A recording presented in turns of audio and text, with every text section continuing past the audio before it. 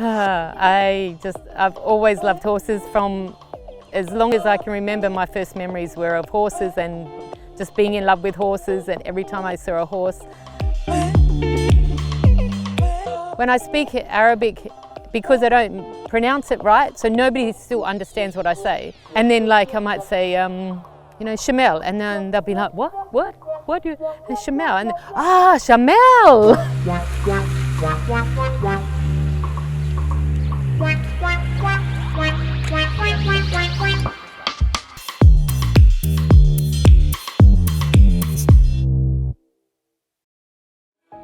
My name's Jill Bparton, and I'm from Australia, from Western Australia, and I've lived here in Egypt for 8 years now. When I first came to Egypt in 2013, I just came like every tourist to come and visit the pyramids.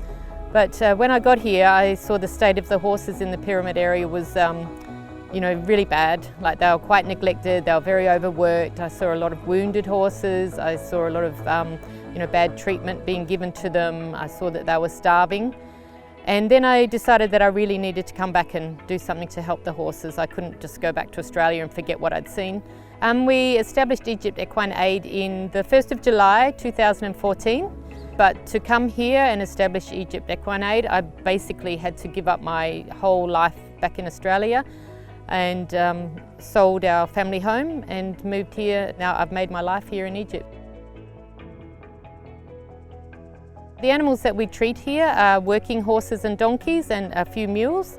And they're the horses working in the pyramid area and maybe working for farmers in the local area and maybe just pulling carts in the streets.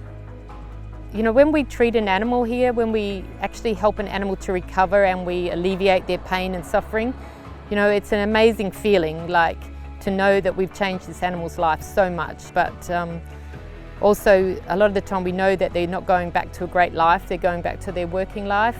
Something that we try and help the owners with is understanding how to look after their animals. Like helping them to understand that if they look after their animals and keep them in a good condition and keep them well fed, that they'll be able to work for them much better and much longer.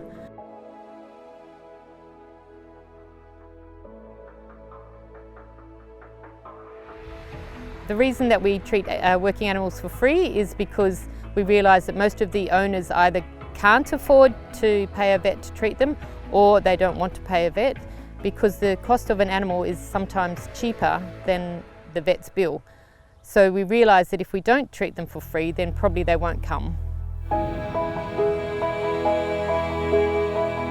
When we first started this project, we started looking for vets to employ. And we had quite a few people interested, but we realised that a lot of the vets that have graduated don't actually have much experience with horses in particular.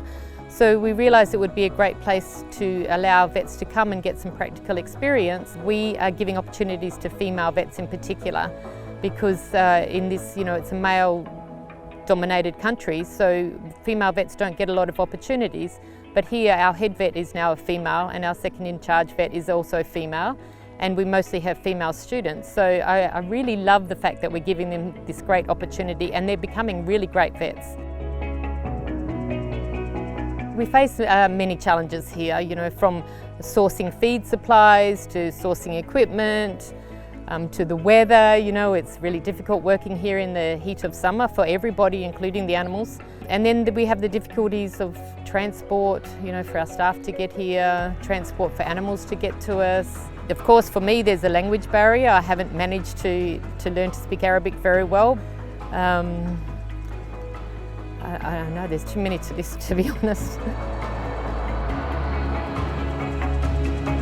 One thing that I'm really happy about since I've come to Egypt is the change that I've seen in the owners and the way that they're treating animals. I really love that we've made this change.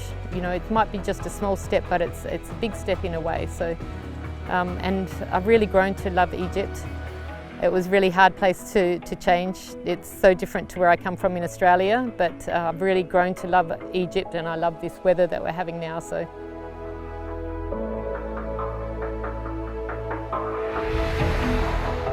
People sometimes don't understand that if they don't give them good care that they're not going to last.